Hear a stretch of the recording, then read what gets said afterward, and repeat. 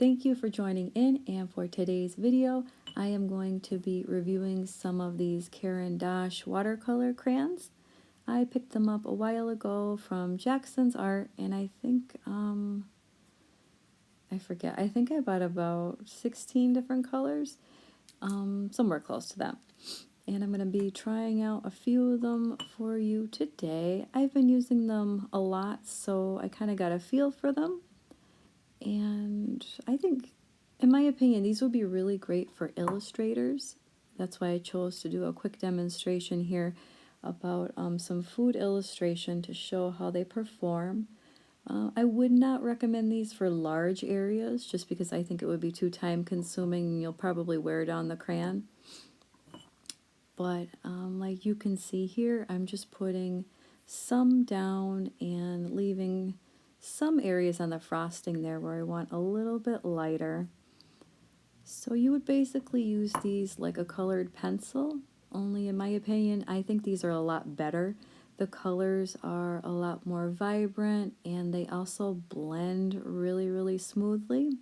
So that's a big bonus with these. That was probably one of the first things that I noticed was the blendability and then the high color payoff. They're just so much brighter than watercolor pencils that I own. I have the Fantasia set and a Derwent set, but I've also used like the Ink Intense Derwent ones and a few other brands. These are definitely my favorites so far. And they're size-wise, I would say they're about the standard like Crayola crayon.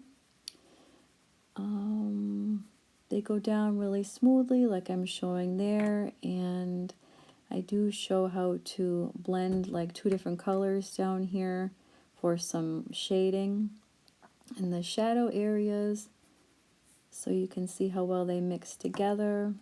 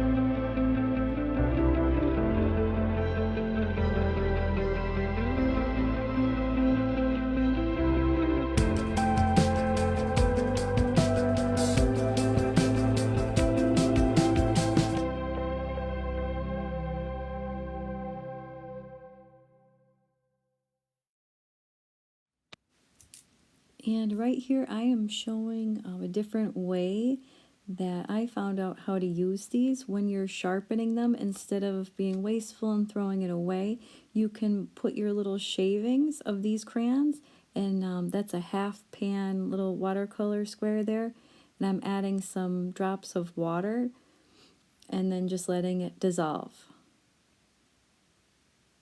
And I filled mine up about halfway. This is my first time doing this, so I wasn't sure exactly how much water to put in, but I will keep you posted on this experiment too. That would be cool to make pans out of these watercolors as well.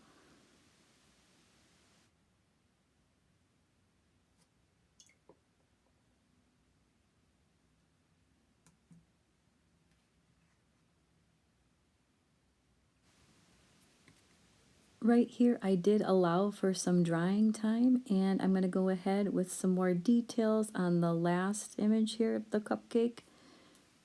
Some details and like a second layer, just so you can see the difference. The first one in the middle there only has the one layer, and then the last one I'm working on now will have the two, so you can see the difference and how vibrant you can really get these colors if you push harder too.